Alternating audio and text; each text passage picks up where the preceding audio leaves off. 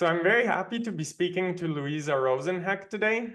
Um, I'm not going to try to give a whole overview of what she's done in EdTech because there's a lot to say about what she's done. I will give a couple of introductory um, mentions of some of the work she's doing and she's done in EdTech. And perhaps you can fill in a couple of gaps during whatever comes out during the conversation. But first of all, thank you for being here, Louisa. Yeah, thanks for having me. So Louisa is instructor at Harvard of a course called EdTech Advanced Design Studio course. If any of the listeners are students at Harvard, we totally recommend this course. We've heard really, really good things about it. So make sure you get a chance to enroll in her course. She's also been co-founder and creative lead of Playful Journey Lab at MIT, as well as a researcher at the Education Arcade.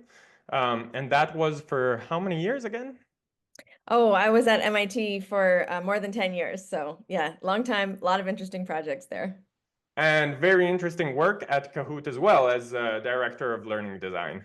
And a bunch of many other projects. So I think it's impossible to be complete with such a broad profile of work in EdTech.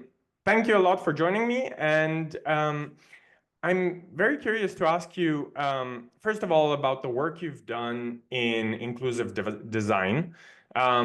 This is an interesting topic for EdTech startups, especially I think for EdTech founders who might feel overwhelmed about including inclusive design thinking and UDL in when they're first prototyping their EdTech solutions and perhaps don't have a full learning sciences background. What would you be saying to EdTech founders today? Perhaps what do you tell your students in your course at Harvard about thinking about EdTech solutions with inclusive design in mind from the very beginning? Yeah, great question. So, inclusive design is, it's such a big concept and it can include many, many things. At its core, it's really building on UDL, Universal Design for Learning. So at its core is the same principles that you have there, which is that learning experiences should be flexible and customizable enough that all kinds of learners can engage with them and access learning. And that might mean different things for different students, but it doesn't mean that you have to make a separate version of your product for any demographic of learner.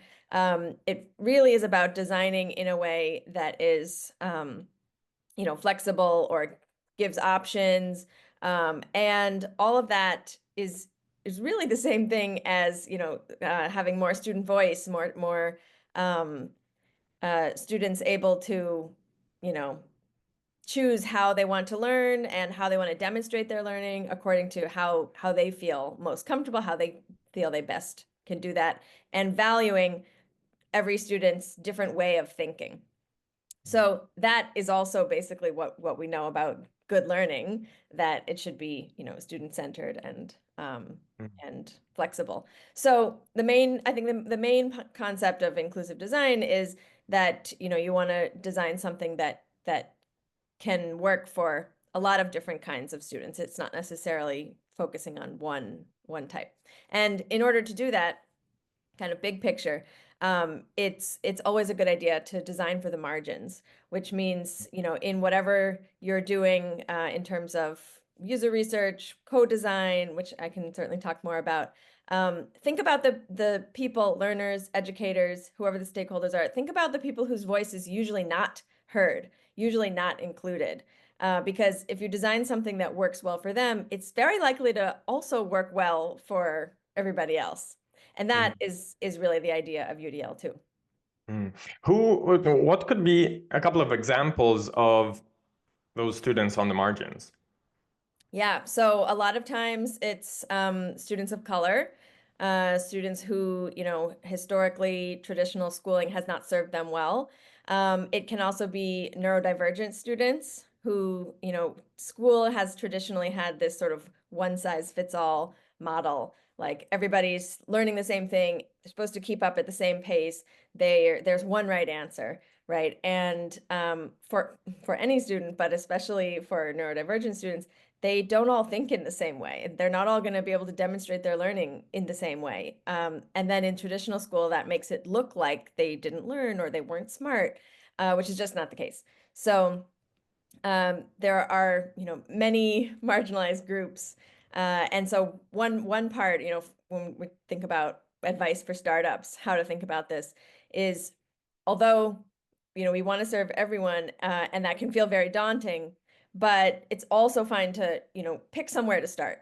So if you're, creating an intervention for coding, for example, and we know that, of course, women and girls have often been left out of STEM fields, including programming, maybe focus on them to start, right? You don't have to think of every possible marginalized group, but think, okay, we're going to start with, this group, and we're going to make a special effort to really include them in the design process and understand their experience of this. And then that is if you design for that, that is likely to make the experience better for all learners too. So don't feel like you have to, take on the world, like take on everything at once, but do be intentional about who do you want to include, whose voice do you want to listen to that maybe not everyone is listening to. When you mentioned girls in coding, I couldn't help but think one of our previous interviews with Dora Palfi from Imagilabs, who developed a solution that I think I would say it has inclusive design thinking embedded from the very beginning, because specifically in how to design a solution that would encourage everyone to learn to code. She started from the marginalized, I think, in this case, but the solution ended up being viable for everybody. Yeah, exactly. That's the goal. Yeah. And I it's another way to talk about that is, Mitch Resnick from MIT and from Scratch often talks about the low floor, high ceiling, and wide walls. So low floor makes it easy for everybody to get started, but the high ceiling also means that you can go far, right? There's no limit. So if you were already familiar with this, or you've done some before, like it doesn't hold you back. And the wide walls is like there's a wide variety of things you can do. It's not just, it's not just answering math problems, for example. It's, maybe you can create things, or you can, be more hands-on. So that's a nice metaphor. Can you think about any examples, perhaps during your work at Kahoot, or other projects you did while at MIT? You designed a bunch of learning games, and perhaps on other projects in which you had to make some choices from the very beginning to allow for this. Yeah, right. So at Kahoot, one of the most important to me projects that I got to work on was a new feature on Kahoot called Kahoot Sparks. And this was in collaboration with Lego Foundation, with a focus on neurodivergent students and using UDL principles and co-design and all of that. So one thing that we did was we did some co-design with a couple of different special ed classes. So we got a lot of different voices, like we looked at different ways that different students like to think and express themselves. And no surprise, what we really found was that students like to have choice. And if you give them choices in how they express themselves and what what kinds of ideas they're coming up with, they will take that option. They will actually do a lot of different kinds of things. So with this project, Kahoot Sparks, we knew that we wanted an experience on the Kahoot platform that maintained some of the special sauce of Kahoot, what is so appealing about it. It's simple, it's fun, it's social, but we wanted it to feel more inclusive. And we worked with some, like I said, we worked with some special ed classes, and because we saw that they really like to express themselves in different ways, so I'll give two examples of how we designed the product. Yeah. One is kind of a more concrete, like specific thing, which was we built in the ability for students to either type or draw their responses. So, and hopefully the plan was eventually to also add, video recording, audio recording, so multimodal, more different ways to express yourself, because some students are comfortable writing, but some are, more able to express their ideas in drawing. So that's a very kind of specific, like, UI element that we built in, which was really important. And we definitely saw with students using it that there was quite a variety. Some students wanted to type, some wanted to draw, some did both, like a drawing with a caption, and that was the best way to express their idea. So that's a very kind of easy thing to understand how it helps students be able to express themselves. And then a little bit more sort of conceptual example was more, when in thinking bigger picture about what is the design of this learning experience, we ended up deciding that we wanted to make it something more open-ended. So, the way people mostly use Kahoot, it's questions that have a right answer. And partly because we know this is from learning science, that this is really, promotes deeper learning and 21st century skills and deeper thinking. And also because we saw that students really enjoyed this kind of activity, we wanted to make it something that didn't have a right answer, but that was about students sharing their ideas, having a voice and looking at other students' ideas. So we made Kahoot Sparks really about creative ideation and kind of giving prompts that then students would come up with their own solutions. So like a little mini design thinking exercise. And that kind of, on a bigger picture is also, it's inclusive in the sense that we give them a prompt. So let's say it's like, design a new toy for a 5-year-old, and there is no right answer. So students, with different kinds of minds, different backgrounds, different identities, different interests, they can all engage with this task. And not only they can type or draw, but they can really come up with very different ideas. And then students can see what ideas their peers came up with and see that, oh, there are so many different ways to have a good idea. There's so many different ways to be right, and that is, it's more inclusive in the sense that everyone can express themselves in different ways, and they can, you might say, wow, I never thought of that. And you don't capture that kind of learning and thinking in, a multiple choice question. So yeah, so that's one way that we designed it to be inclusive. And again, it's also just aligned with what we know is good learning. Taking this, this is very interesting. Taking this back to a startup founder, I'm thinking, okay, so we're starting to talk about design cycles and prototyping. And what I could hear in what you were saying was also a bit of this dilemma between structure and lack thereof, but not in a negative sense, but in the proactive sense of lack of rigid structure. And I'm thinking, okay,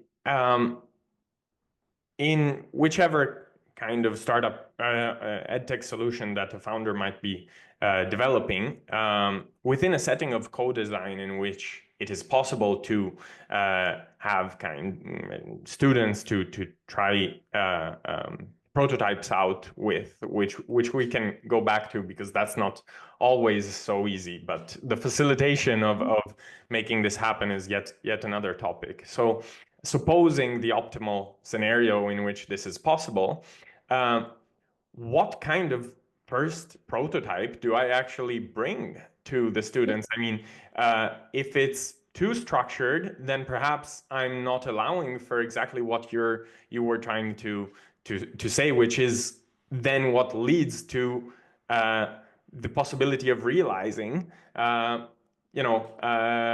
what all the possible ways of using a tool are, and therefore building true inclusive design within the product. On the other hand, total lack of, I mean, I do have to bring some first prototype into my first student group. Yeah, great question. So I'll start by kind of giving a just really quick overview of the concept of co-design. So co-design or co-creation or participatory design, it is, when it's done well, it is something that happens much earlier in the design process than, play testing and usability testing. So in fact, I would say, really deep co-design should be done before you have any prototype, because once, and this goes back to the idea of including learners' voices, from marginalized groups, or, I mean, it can be said that children in general are a marginalized group because they are often not listened to. So the idea is once you have a prototype or even a design, you're already coming in as the adult, the designer, probably coming from a tech background, probably likely coming from, a certain kind of educational setting and privilege. So there are all these things that I would say most EdTech designers are already bringing with them. So once you have a design or a prototype, you already have these biases of like, well, this is what I think is good for you. Mm-hmm. And co-design is meant to, come in much earlier than that, so that you're really positioning the learner as a designer and saying, I value your lived experience and I value what you have to say and how you like to learn. Now, of course, it's not only taking whatever the student says they would like, because as designers and learning scientists, we do know a lot about what good learning is. So that's why it's co-design. It's really collaborative. It's really both groups or everybody who's involved bringing their own expertise. So it is, I mean, it can still be challenging to create, the right balance of a co-design session, because it's true, you can't really come in with a group of students and be like, okay, just make something, right? They haven't done that before. They don't know where to start. So yes, you do need some structure in terms of like, what activities are we doing and how are we facilitating this co-design? But in my experience, what works best is for those to be more generative ideation exercises. And we usually don't come in right away and say, okay, what would you want this tool to be? Because they have no context for that. So like when we did co-design for Kahoot Sparks, we came in, first we started with, okay, what do you know about Kahoot? What do you know about how's your experience of playing a Kahoot and of creating a Kahoot? What do you like and not like about that? And we saw a lot of things from that. We saw, some things about ways that it was too overwhelming, overstimulated, and too much going on. We also saw one thing they really liked was when their answers show up on the big screen, the shared screen. So this was not an exercise to like play test the current Kahoot and iterate on that. This was to pull out like, what are some of the things that it's doing well that we can translate into the new experience. So we started with that, but then we quickly moved to, like I described, we had different kinds of prompts and we let them choose how they wanted to express themselves. And this wasn't even necessarily digital. It was like on paper, they could write or they could draw, or there were different stations that they could choose, to record something or do a skit. And we talked to the students about why did you choose to express yourself in this way, or which kind of prompt were you more excited about? So those were not things that like led directly to the design of the new feature, but they helped us distill some design principles and understand, what was difficult for students and what really helped them feel like they were bringing themselves to this experience and like they could learn best. So all that to say that, a good co-design session, and co-design really is best done over time with like maybe a series of sessions so that you build a relationship with the students as well. It should be done early enough that, it's before you have a prototype to play test, so that their ideas are really coming in at that early stage. They're really going to influence even the first prototype.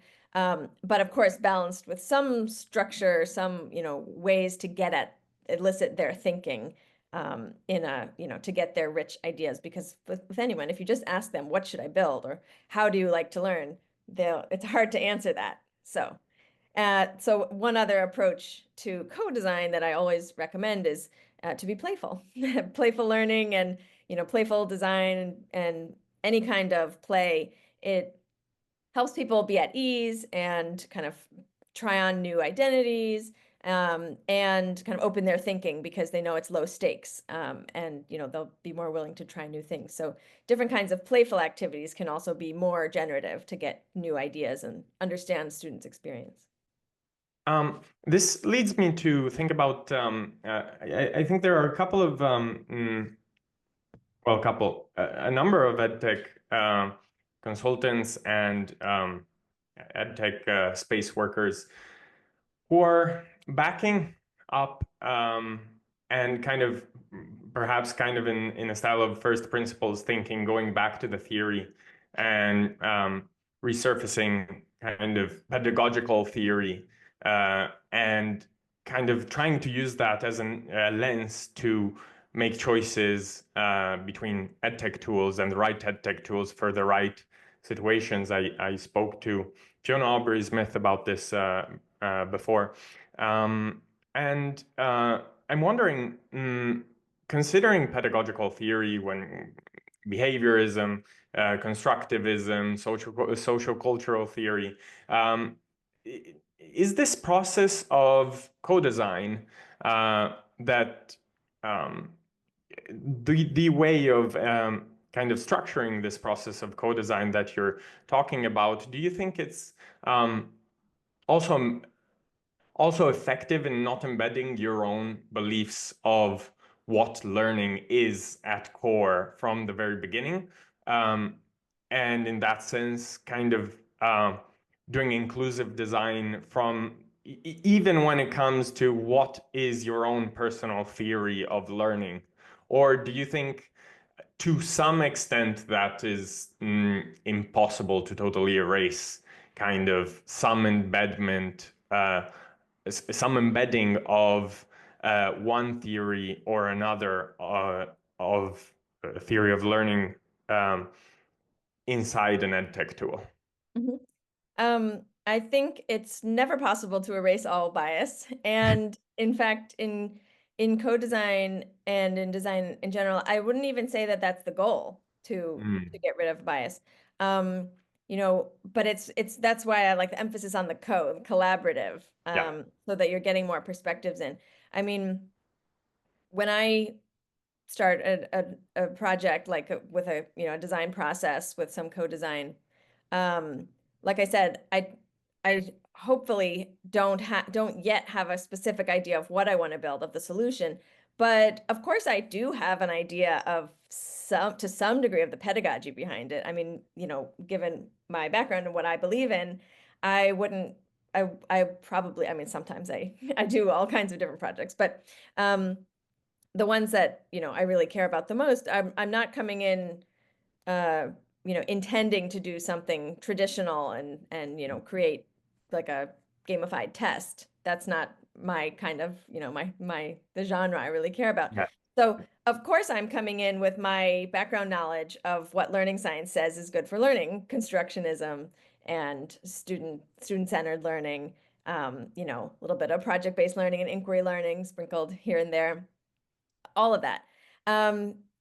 If I and when you're coming into a session with students, they of course are also not biased. They are also biased. They also Yeah. are not able to Yeah. put aside their bias because they've been so influenced by school and by the world.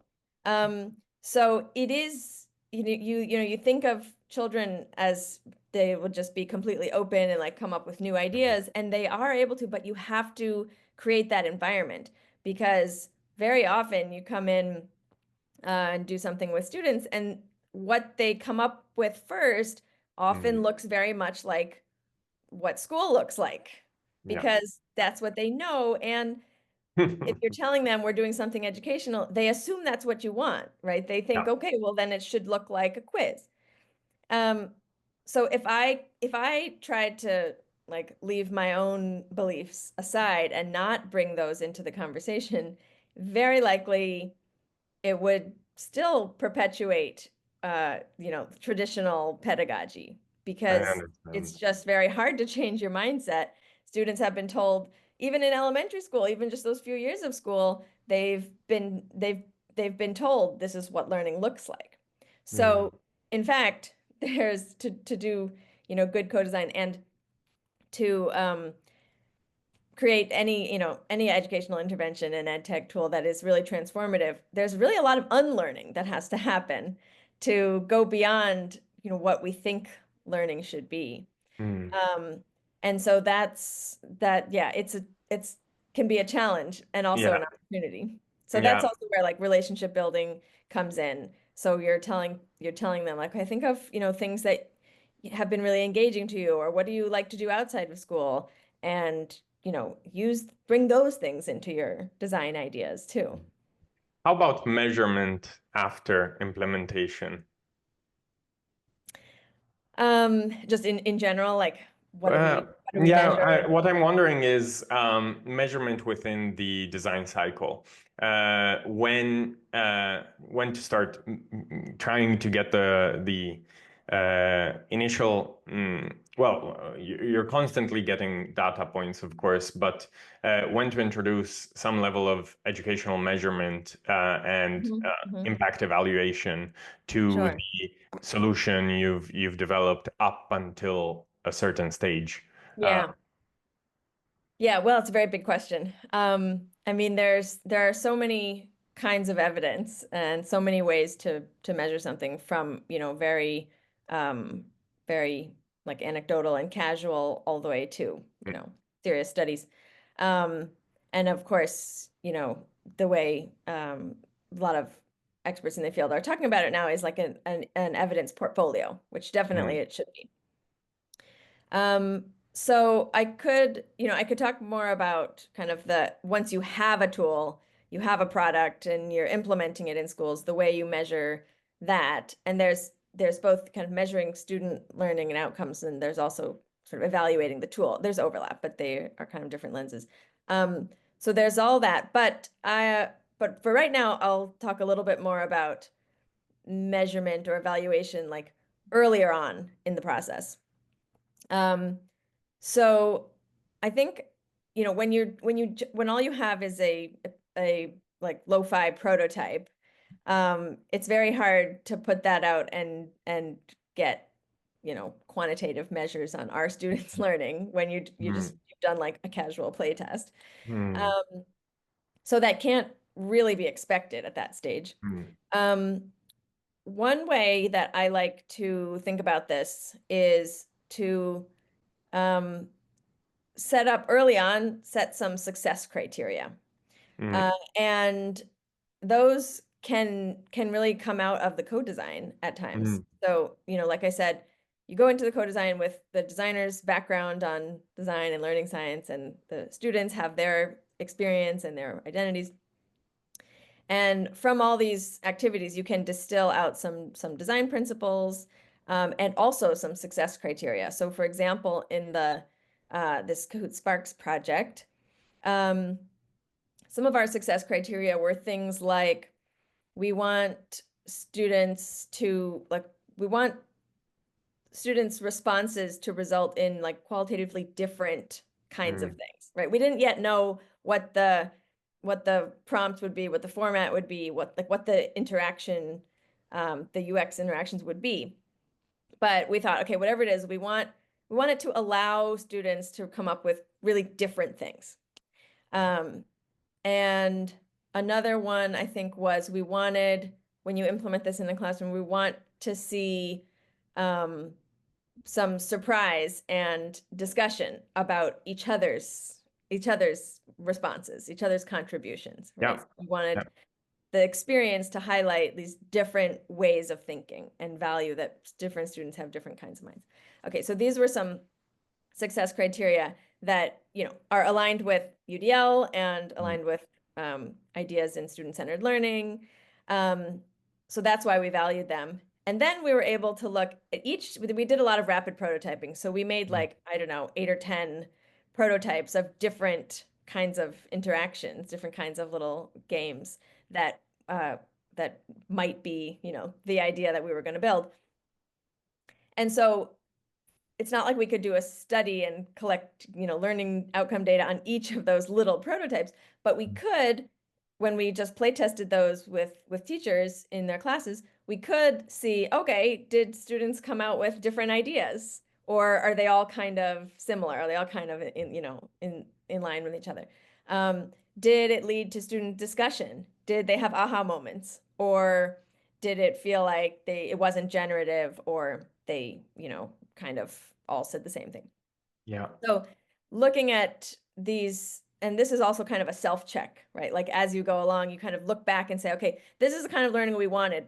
Are we doing it? Are we actually like holding ourselves accountable to this? Sometimes the answer is no, right? Sometimes you have a design you think is great, and then, oh no, students like didn't help them come up with ideas. And that's fine as a designer. Then you throw that one out or you turn it into something else. So it's it's not very quantitative, and it's I mean, some would say it's not like rigorous measurement, but it's formative evaluation, right? You've set out like what you want the experience to be like, and why, and then monitoring that throughout the process. And sometimes when I describe this, it sounds like a big involved process, but it's not. It's basically like writing down what you want it to be like. And then after each play test, just ask yourself, okay, did we see what we hoped for? So, but making it a little bit systematic helps keep you accountable. And so I guess having it beforehand also helps you be accountable to yourself.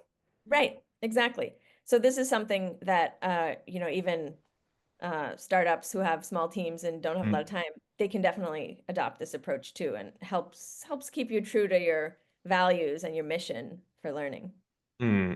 So we centered the topic on measurement for early prototyping of solutions.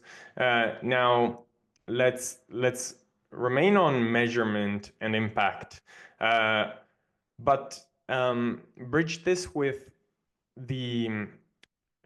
a topic that is very dear to you. You do a lot of work on this, and you've already mentioned it today as well.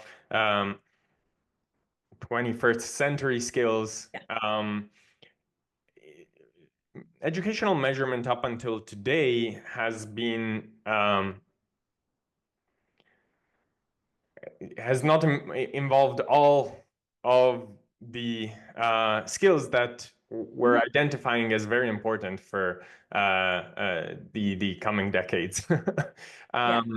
Yet I think it's quite it's not easy to include measurement of there's skills that are easy to measure and skills that are much less easy to measure. And I'm wondering both whether we can unpack a bit how you recommend going about measurement when it comes to complex skills and 21st century skills, and as well this probably bridges back to the work you did on playful assessment.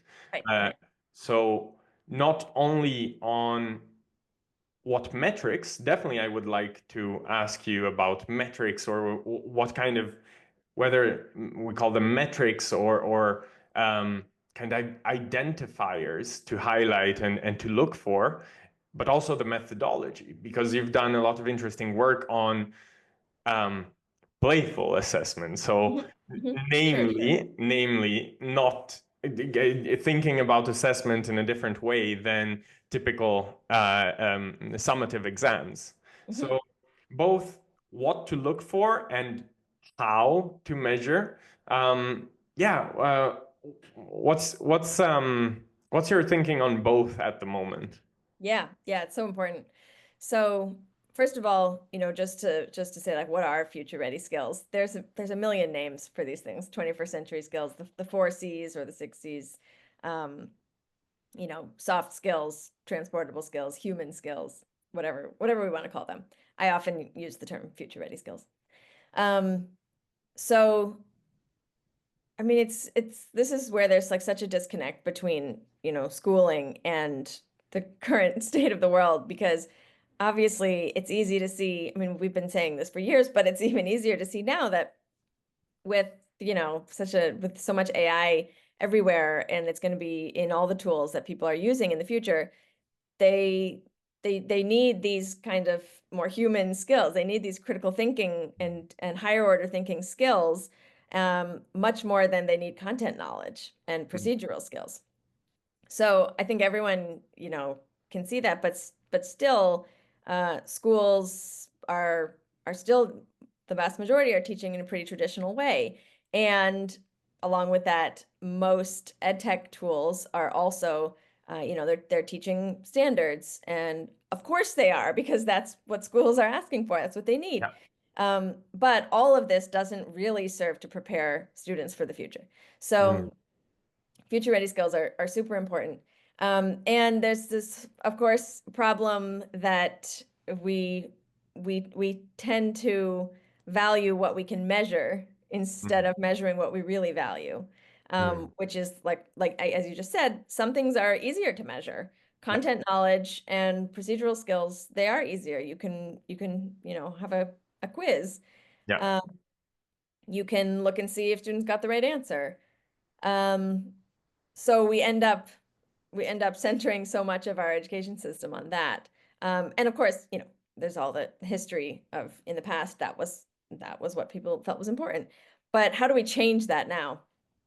So, I mean, one thing is for EdTech designers, developers, and all the stakeholders to think carefully about what are the constructs and skills that you want to build into your product. Of course, there's going to be content and standards, but you can support a lot of skills on top of that, like at the same time. So one thing is to really think carefully, like, what do we want to do? Is it critical thinking? Is it creativity? Is it risk taking? Is it digital literacy skills? So identifying what is it that we want to do and think about how to measure it. And I think a lot of people don't know that in academia, especially, there are so many ways to measure these things. And it's not just asking questions. It can be performance tasks. It can be embedded assessment. It can be something called evidence-centered design. So where you really gather a lot of different data points, not just about students' final answer, but about their process. What choices did they make? What did they try? How did they adjust? What did they do with the feedback? So looking at collecting data about students' whole process. And this can be in a digital or non-digital learning activities. So, I won't get into like specifics of like how do we measure creativity, but the main thing is just for people to be aware that there are ways. You don't have to invent all of these ways. You can look into the literature or partner with a researcher and see, okay, how do we measure these kind of outside the box thinking skills. So understand how to measure it, what kinds of studies you will do, how to analyze that, and then make sure that your product is really providing an opportunity for that. Kind of goes back to, like I said, one of our success criteria was we wanted students' responses in Kahoot Sparks to actually come out like very different. Sometimes you give students a prompt and it's sort of a constrained environment and they end up all coming up with the same thing. So if that's happening, then you're not really giving them an environment to demonstrate their creativity. So make sure that your intervention, like your design, your solution, is really aligned with the outcomes that you want. And then use these, kind of innovative methods of measuring future ready skills throughout the process, wherever you can. So of course, how exactly to do this is, it's beyond what we can talk about right now because it's kind of specific to each skill that you care about. But I think it's really important for companies big and small to know that it's not something where you're like, well, we can't measure that, so we're not going to worry about it. No, you can measure. There are lots of ways to measure these things. And if you design for, critical thinking and you measure it, it's also going to give you a competitive advantage because schools and districts, they know they need students to build these skills. So if you then have evidence to show that your product is effective not only for, increasing students' reading level, but also to have them demonstrate critical thinking, and you have that evidence, that's gonna, of course, that then you're looking very appealing in the market because who doesn't want both things? And to be able to demonstrate that is it's definitely doable. It's just you have to know it's out there and then build it into the process. Some solutions are so overarching solutions that they will have to deal with all or can deal with all skills. But other solutions can be very specific. Yeah. Some EdTech solutions can be just measurement solutions. I'm Yeah. thinking about potential markets for EdTech developers to think about. Since, well, there's a push in the direction of thinking about uh, reforming education systems, or I guess recentering focus on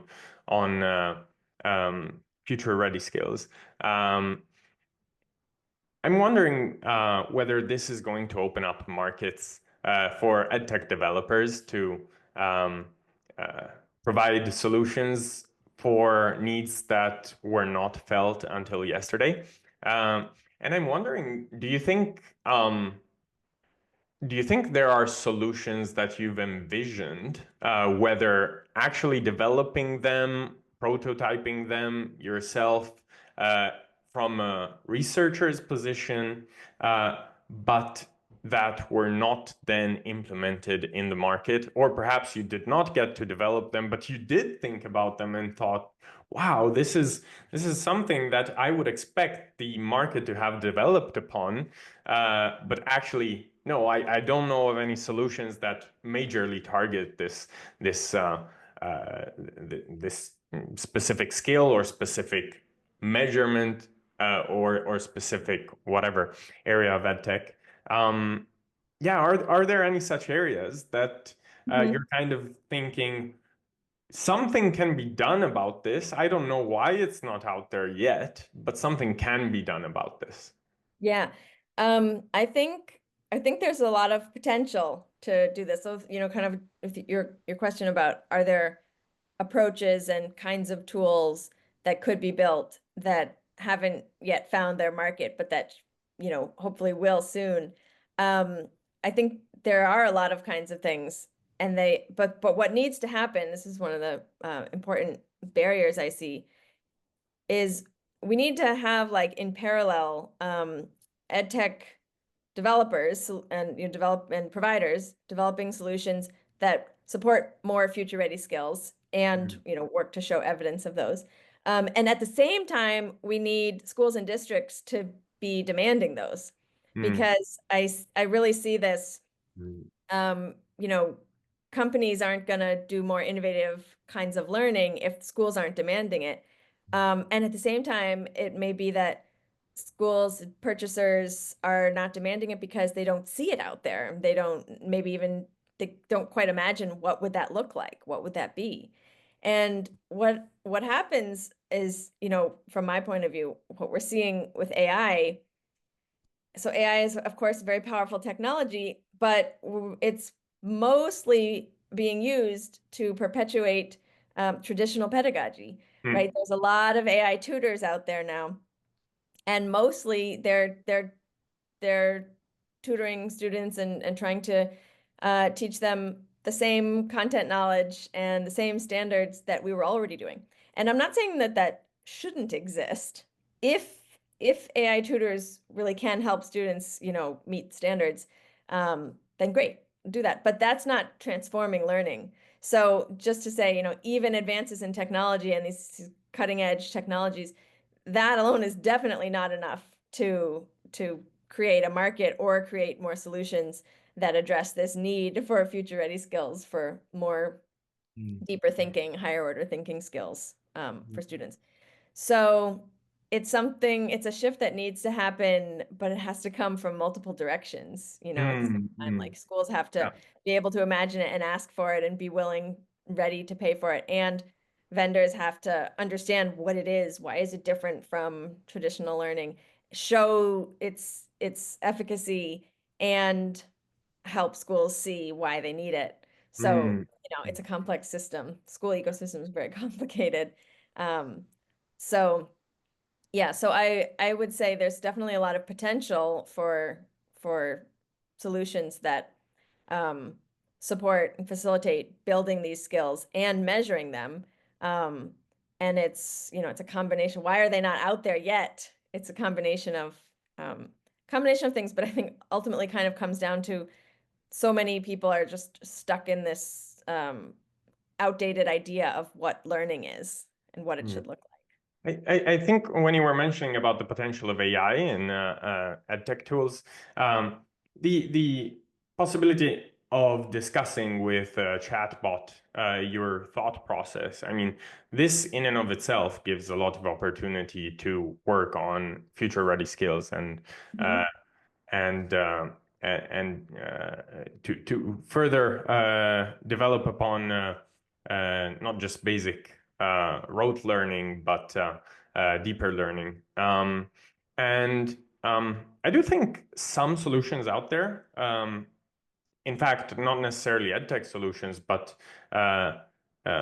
Google team is thinking about this and how do you balance between not giving an answer right out, but also not making it so stressful to actually get to the Yeah, answer that right. people will But stay. the thing is, for tutors and yeah, AI powered teaching systems like that, the thing is we need to go beyond that to activities where there isn't even an answer. Like the tutor maybe isn't trying to get students, to the right answer because there is no right answer. Yeah. They're trying to um I don't know, help them, make an impact in their community or explore something they're interested in. And so, some of that, when you think about like really good inquiry learning or project-based learning, that doesn't necessarily, I mean, I think there are ways that AI can support that kind of ideation and breaking down the problem and helping make a plan. But a lot of that work doesn't have to be through an AI tool or necessarily even facilitated by it or supported by it. It may be that you're doing those kinds of real world projects, and then maybe there's a system where you're documenting your learning, documenting the project, and then maybe the AI system is helping you kind of reflect on that or make sense of like your growth or something like that. Just an example of one way where the maybe AI is useful there and maybe not, but like the deep learning is still coming from the student um, feeling ownership of their learning and doing things they care about, things that are more student directed, not directed by a teacher or an AI chatbot. And you think there's a potential with the technology that we can implement at the moment to embed this in edtech solutions already? It could be. I think there are ways, but I don't really think that I don't think that the technology is going to necessarily drive the pedagogical change, right? Like I think there are ways that AI might be able to make some parts easier or help students reflect and, in a way where they're comfortable. Like I said, playful, lower stakes, these are all good things. But it's not Is going to be like it's not going to be like, oh, because I'm using this AI tool, now suddenly I feel all this agency as a learner, right? Goes It has to back be a to mindset shift in the whole pedagogy, whether you're using digital tools or not. This goes back to new technologies plus old pedagogies equals no significant difference. Yeah, yeah. Yeah. Exactly. Although, interestingly, uh, TeachFX comes to mind, and their solution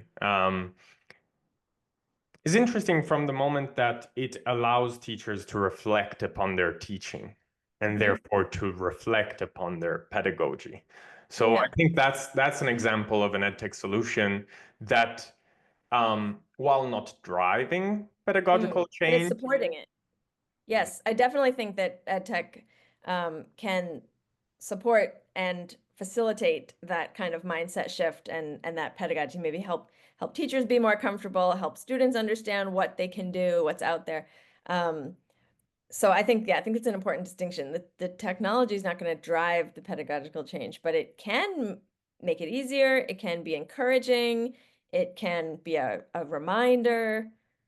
So I think, yeah, I think it's, it's really thinking about technology, what's the right use of technology. And and this discussion is happening everywhere, right? Everybody's talking about the human in the loop for AI systems. But like, what is that alone doesn't describe enough. Like, what is the human's role in the loop? Is it like, okay, I'm reviewing the questions that the AI tool generated, or is it I'm like, forming meaningful relationships with my students, and then we just document things in this tool and AI helps us organize it, just for an example. And fetching back on like projects that you developed while at MIT, is there anyone specific that comes to mind? And I mean, you don't uh, speaking straight, like that comes to mind, and you think, wow, this is something that I'm still waiting to see on the market, but I still think it's. Is there any one specific project if you had to name one? Oh, sure. Yeah. Well, there are many, because this is one of the things about a lot of, a lot of projects that come out of academia. They're really, uh, good learning, good pedagogy, but often don't scale. Mm. So this is a common problem. There was one project I worked on at MIT called the Radix Endeavor. It was a multiplayer online game for STEM learning. The idea being that students are they're messing around in a virtual world, and they're not just answering questions about science, but they're doing the science. So it was like collect plants and animals, you can examine their phenotype and genotype, you can breed them and see what happens.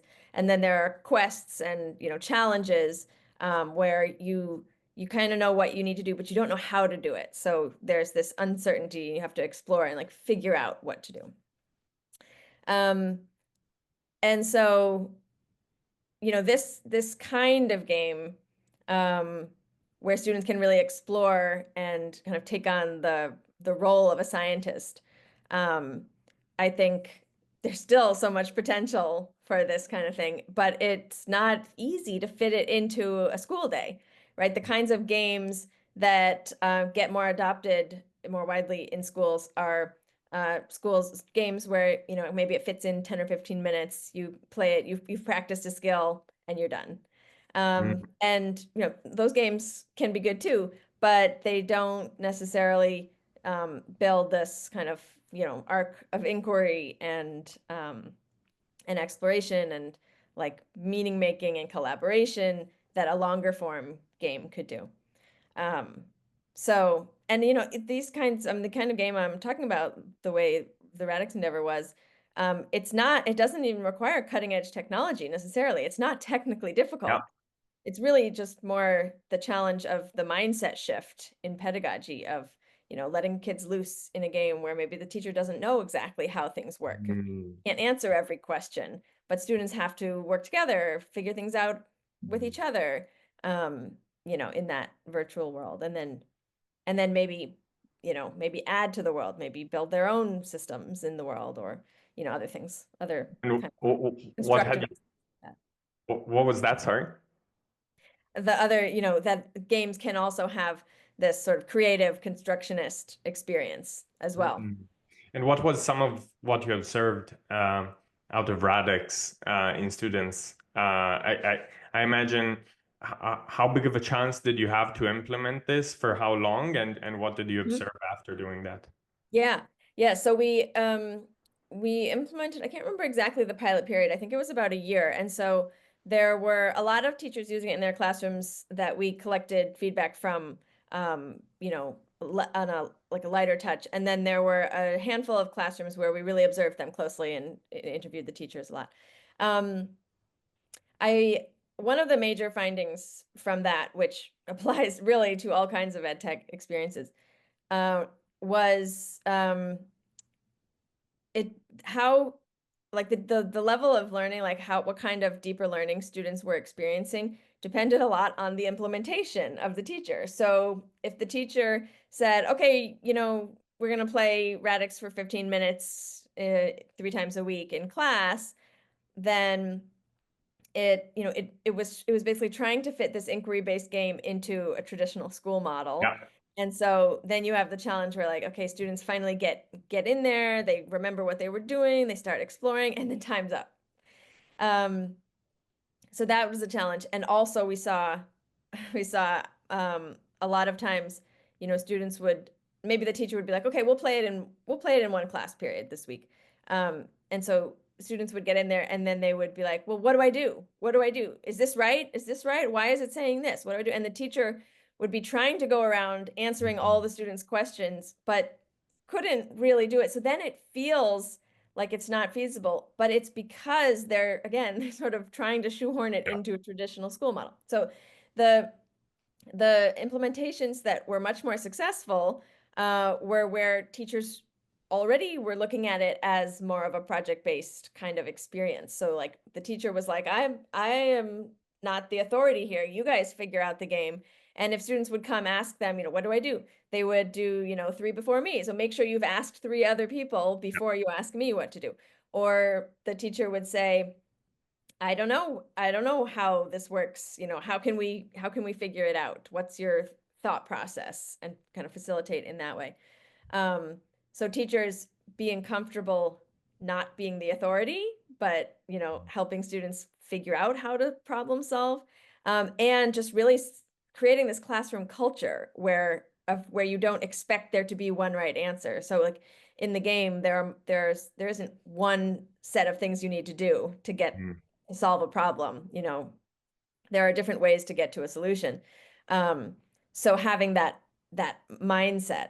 So again, it's like we saw the game could be a really, really meaningful experience. But implementing the game in the classroom alone was not going to change the teacher and the teacher's mindset and the classroom culture around the pedagogy of it.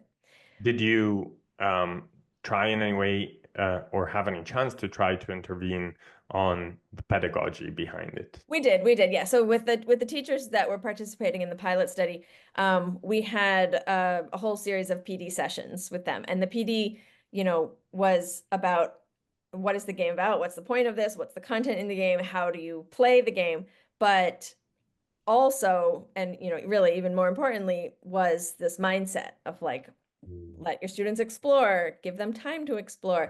If it's possible, have them play outside of school where there isn't that time pressure of when the bell's going to ring. We also had a lot of bridge curriculum around like facilitating discussion around the game. So after students had played, for example, the genetics quest line, then, okay, how do we facilitate discussion? Share your discoveries, because not everyone discovered the same things. So what kinds of, generative questions can we ask to help students feel like experts? Like, oh, I discovered this in the game. Let me talk about that. So the surrounding reflection experiences really are just as important. So we With did have teachers or with students? for learners. I mean, just as important for teachers to facilitate and to bring about good learning. So yes, we had PD sessions, And, of course, teachers who participated more in those and like understood those more and were able to implement that way, we did see deeper engagement from their learners. And so that's, it's really the same thing we were just talking about, where we need tools that create an environment to build these future ready skills, but we also need the rest of the ecosystem to support it. You need teachers to, understand the pedagogy behind it. And that is not easy when schools tend to be very rigid. It can be very hard to do new things in a classroom where you're beholden to these standards. I still have one question about this, and thank you so much for going over time with me on all of this. It's so interesting. I'm wondering do you believe EdTech? I mean, this can rest on the shoulders of EdTech companies. One thing is developing a great solution, which has included it has thought about inclusive design from the very beginning of prototyping, implementing or developing through co-design, and everything we've discussed about today, but also intervention on like the pedagogy that Right. rests behind the Exactly. implementation of the solution. I mean, can this rest on EdTech providers? Companies. I know. It's such an important question. I mean, I guess I choose to be optimistic about it. But I definitely think it's a complex system. It's an intertwined ecosystem. So it can't rest solely on companies. Like companies are not going to create solutions for deeper learning just because they want to or just because it's better for students. They're not. They're gonna create whatever sells. Some of them are gonna also try to do, deeper learning and really be innovative and push the boundaries. But for the most part, companies aren't incentivized to do, you know, things that like that. They're incentivized to do things that will sell. So I think that's like I said earlier, I think in parallel there has to be more, I don't know, capacity building or deeper understanding from the purchasers, teachers, district leaders, school administrators to ask for this kind of learning. Mm. And where does that come from? How do we get them to do that? Maybe it's advocacy work, maybe it's professional development, maybe it's policy. It's very hard to say because things are so intertwined. But I think, being able to articulate more clearly what are future ready skills, why are they so important for students in the future, and how do we measure them? Because like we said, if you can't measure it, it's very low chance it's going to be taught or demanded, asked for. So Mm. increasing, not only finding new ways to measure these skills, but also just increasing awareness that yes, you can measure them, and what does that look like? Um, and yeah, pushing on all these levers. It probably has to be an effort on both sides at the end of the day. Yeah. I do think that EdTech companies, we've seen this from Khan Academy, can include in their district rollout strategies to kind of leverage perhaps early adopters into building community of practices that Mhm. also kind of nudge their colleagues into Right. thinking of broadening their pedagogical scope. So Mhm. the EdTech solution provider can, and the market incentive will encourage them Right. to do this. On the other hand, if for whichever reason, and this doesn't have to be unwillingness on behalf of teachers, it can be sometimes, but it doesn't have to be. There can be a bunch of other reasons. They hit on a stone wall where there's no space for the receiver to want to even think about like, okay, there's a solution, but also for the solution to have an impact, I also have to change my methodology.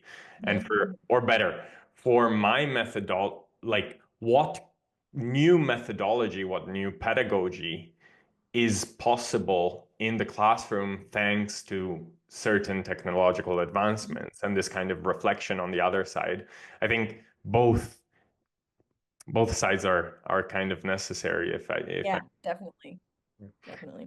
Louisa, thank you so much for being with me today. We Yeah, went thanks well for the over great time, discussion. but it was such an interesting discussion. Yes. Thanks a lot. And I look forward to seeing all of your coming work. Yeah, thank you. Look forward to being in touch.